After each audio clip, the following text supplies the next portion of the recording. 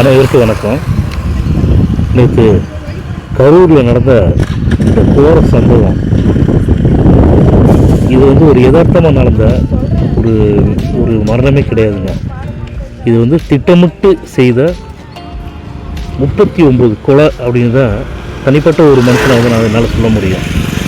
அதாவது நீங்கள் நல்லா நோட் பண்ணிங்கன்னா, தளபதி விஜய் அவர்கள் பேச ஆரம்பிக்கும்போது, பேசிகிட்டு இருக்கும்போது அந்த கூட்டத்தில் இருக்கக்கூடிய ஒரு மர்ம நபர் செருப்பால் விஜய் அடிச்சிருக்காரு.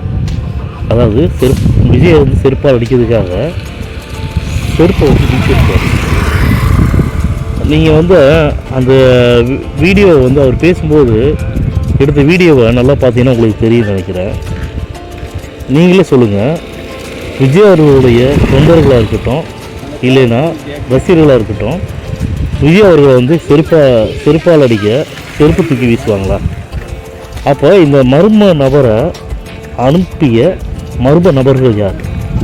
விஜய் அவர்களோட தொண்டர்கள் செருப்பு தூக்கி வீசுவாங்களா? நீங்களே சொல்லுங்கள். அப்போ இதில் எவ்வளோ பெரிய சந்தேகங்கள் எழும்புதுன்னு பாருங்களேன்.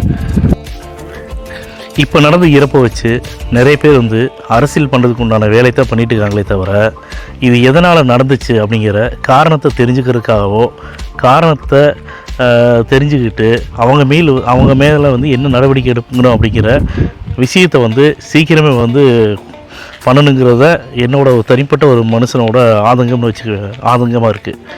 அதாவது இந்த நாட்டுக்கு நல்லது செய்யறதுக்காக ஒருத்தர் வர்றான், ஒரு தலைவன் உருவாகி வர்றான் அப்படின்னா, அவனை என்னெல்லாம் பண்ணுறதுக்கு உண்டான விஷயங்களை அரசியல் பண்ண தூண்டுது பாருங்களேன். இது சாதாரணமாக யதார்த்தமாக நடந்தக்கூடிய இது விபத்து இல்லைங்க. அதான் என்ன நான் சொல்கிறேன்னே, என்னை பொறுத்த வரைக்கும் இது திட்டமிட்டு செய்யப்பட்ட கொலை அப்படின்னு தான் நான் சொல்லுவேன் நான். ஏன்னா மக்களுக்கு அந்த இடத்துல தகுந்த பாதுகாப்பு இல்லை. இப்போ இருக்கிற எதிர்க்கட்சி தலைவர் திரு எடப்பாடி பழனிசாமி ஐயா அவர்கள் தெளிவான ஒரு விஷயத்தை சொன்னாங்க. என்ன சொன்னாங்கன்னா, இது திமுக அரசோட அலட்சியம்தான் காரணமே தவிர பாதுகாப்பு கொடுக்க வேண்டியது, அதாவது ஒரு நடிகர் வராரு, உச்ச நடிகர் வராரு அப்படின்னா அவரை பார்க்கறதுக்கோ அவர் பேச்சை கேட்கறதுக்கோ ஏராளமான தொண்டர்களும் ரசிகர்களும் வருவாங்கங்கிறது அரசுக்கு தெரியும். அப்போ இந்த நாட்டு மக்களுக்கு சரி, அவர் அரசியல் கட்சி ஆரம்பித்தாலும் அவர்களுடைய தொண்டர்களாக இருக்கட்டும் ரசிகர்களாக இருக்கட்டும், அவங்களும் தமிழ்நாட்டோட மக்கள் தானே.